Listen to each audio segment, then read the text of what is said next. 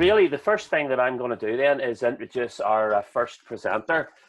This is a young spring of a fella who does literally live round the corner from me in Ballyclare, and his name is Alistair Hamill. And Alistair is always banging on about GIS this and GIS that.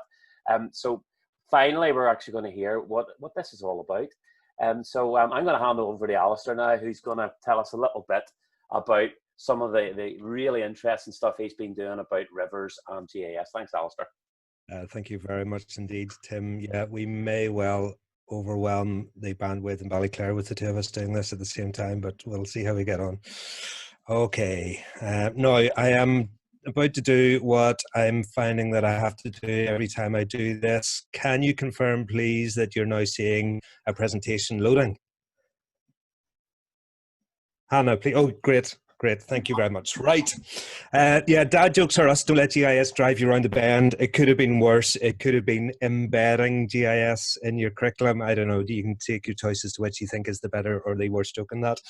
But yes, Tim is right. I have become very recently a great believer and advocate in GIS and how it helps us to do geography a little bit better. So I'm going to show you just one or two little things that we've been doing in Lurgan College, where I teach over the last couple of years.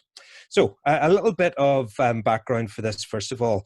I remember vividly a long time ago, whenever I first went to university, the first time that I got a bit of a sense of like proper academic geography after doing A-level, when they talked about this theoretical underpinning for geography of the concepts of space and place. And of course, you'll know that place is defined as space plus meaning. So I've got my little tag dropped on there, this meaning that is imported into space to give it some kind of sense of meaning to us. And what I want to do really with you tonight is to show you how I think GIS can really give a sense of place to the study of rivers. But we are going to start off with a wee bit of a quiz.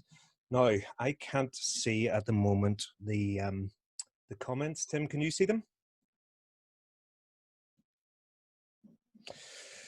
Okay, well, maybe whenever we do this, you can just unmute your mic for a moment and kind of shout out, because we're going to play a little game of geography word association. Okay, so if you're feeling brave, you can unmute your mic. I'm going to show you the names of a few places, and I just want you to shout out what comes to mind as soon as you see the place. So are you ready? Here we go. Place number one. New York. Empire State Building. Empire State Building, thank you. Anything else? Macy's. Macy's, very good. Okay, place number two. Eiffel Tower. Eiffel Tower, very good. Anything else? Very good, yes. I'm sure the right answer was in there somewhere. You're a lot more enthusiastic than my year 13s were earlier on in my Zoom class with them. Right, here we go. We're bringing it a little bit closer to home. Victoria Square. Lagan. City Hall. There's definitely a shopping theme coming through here. Big Fish. What do you say, Tim? Big Fish. The Big Fish. Very good. Front of a textbook once, I think that was. Right. Now, here's a good one. Now, for those of you who have joined us from outside Northern Ireland, I'm kind of thinking that this place might well be a bit of a tongue twister. So it would be terrible for me to do something like pick on Simran or guest from England who's presenting later and say, Simran, have a go at pronouncing that. That would be awful of me, wouldn't it? I don't have a clue. I couldn't even try. Bragging half the Northern Ireland people don't know it. Okay, so help her out. Anybody brave enough to have a go? Lisnagunougue. Oh, very close. Lisnagunougue. Lisnagunougue, which is outside there. Does that Bushmills. give you a clue? Yes, it is between Bushmills and Ballintoy. So next time you're driving past it, that is one of my favourite North Coast names, Lisnagunougue. There you go. That's how to pronounce that. Right. What about this one? Last one. I think this should be an interesting one, because when I show you the picture of this, I reckon you're all going to know it. Does anybody know what this is more famously known as? Well, the Brega Road is where you have the dark edges. Ah. There you go. Now that's how it's more commonly known. So what I'm hoping that showed was that for those locations, those spaces we have an association with and we have a sense of place. Now for the ones that we started off with, everybody's going to have heard of New York. Lisnagunougue, maybe not so much. And even something like the Brega Road, I did think there would be somebody here who would have known that and recognized that. But it shows us that we do have a sense of interpretation of space that gives us place, but it also shows us that that sense of interpretation and that meaning can vary from different people and may be complete or incomplete. Now, that then brings us to the whole issue of rivers. What's this got to do with the rivers in GIS? Whenever we are studying rivers, what we do as geographers is to bring this theoretical concept, a set of theoretical ideas to the landscape. We're interpreting the landscape and we're adding meaning to it. We are turning space into place. I'm sure many of us use a diagram like this whenever we're teaching downstream changes in the river. The problem with this, though, although it shows very nicely and very well those changes that take place, it is decontextualized from space. It doesn't give us any sense of what that looks like on a landscape. So maybe we use something like this, which is an attempt then to bring that theory into the landscape again. Or, of course, the classic good old Ordnance Survey map, which are all attempts to do exactly that, is to contextualize that knowledge into the landscape and turn space into place. So basically what I want to do is to show you a couple of examples of how we can use GIS to do exactly that job. It's a job that you'll do using other sources like the ones I've shown. Maybe you'll look at this and think that GIS can do this in a way that is going to add value to the explanations that you give with your students. So the first one that I'm going to start off with is a very, very simple one. It is very accessible. I think it's something that everybody here could go away and if you wanted to have a go at producing one of these, and it's using Google Earth. I only very recently came across this idea of Google Earth projects where you can actually produce this presentation. I'm going to show you a wee bit behind the scenes and take you a little bit through this and talk about how I've used this. So if I go to this, like any kind of GIS, it has these layers on it. So I can turn that layer off and you will see this river disappear. Maybe this one actually, yes, that's the one. So I was able to draw the river on, and you can turn that layer on and off. So it is a GIS, but it's a very, very simple one. And it is really good presentational tool. I have really found that whenever I've started using this, the notion of having to use PowerPoint to show case studies or places is becoming increasingly outdated for me because I really want to do this and use the power of this presentational tool of a very simple GIS to try and bring this place to life. Now, the context of where this comes is with our Year 11 class after we've taught them about river management. So they've looked at hard and soft engineering river management and some of the decisions that go into using those in different locations. But what I want to do is then take that into a particular location for us to study. So here we are. It presents like that with a nice little slide to begin with. But what I can do with this is to begin to create that sense of place in this location. So you can see here, first of all, that I'm showing the river. And I can bring these little cards up at the side to give me a little bit of information. So this is where it's a very good presentational tool. I can put photographs in. You can also embed videos in there as well and a little bit of text. So this is a bit of an overview of it. This is a short, mostly urban river that rises here to the east of Belfast and flows into Belfast Lough. Now, what I'm then able to do is to go from that overview into looking at some of the types of engineering that you've got along the river. And of course, we can zoom on in. Now, of course, we're used to using this with Google Earth and Street View and things like this. But what this allows me to do is just to assemble this in a much better presentational form and add in some of those layers that I was talking about there. So I can ask the students the question from the previous slide. The box will appear up here. What are the hard engineering methods that have been used here? You should be able to see too. Well, they've already learned about the straightening of a river. They've learned about flood walls, so they can have a go in class before I show them this at guessing what those are. And then we can go down here and have a really great look in detail with this. So this presentation then takes us down to another location here, a little bit further on down to Conswater. We're going to look at some similar ideas with that as well. But then we finish off by taking a look at this little section of soft engineering. Now, those of you who were at the event that we ran, I think Tim and I were trying to remember, it's maybe 4 or 5 years ago in Strathern School. You'll remember that we finished off by going down to this section of the river and having a look at the engineering here. But again, I can add in these layers and put in these presentational slides to guide them through. And I can add in annotated photographs like this. So their ability really to take a look at, right, what's different in this location to the previous one that we were at, Sandhill Park. You can toggle between those two to have a look. And I can zoom round here.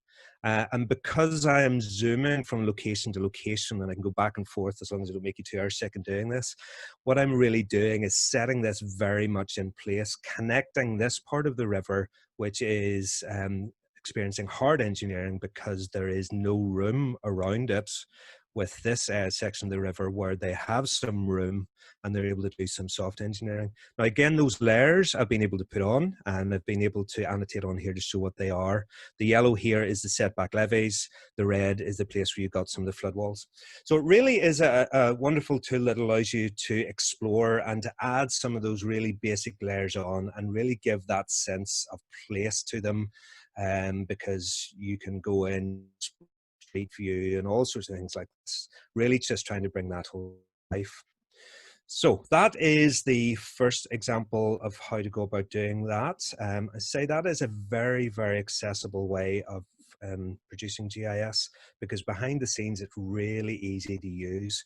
Tonight's not about giving you a how-to, but if I were, I would say there's 4 things you can add. You've seen me add all of them on: draw the line, the full screen slide, and the place mark. Now, I shared something the other day on Twitter, and Andy. Now, Andy, are you with us tonight? I'm here, yeah. Good stuff. Because Andy produced this absolutely incredible little presentation here on Old Holderness Coast. So I'll tweet this again later if you would like to follow that, but he very generously shared it with us. And what we have here is the most incredible living case study, again, very much contextualized in space and in place to really bring this place to life. So wouldn't it be great if the community of geography teachers were to produce some things like this and share them with each other?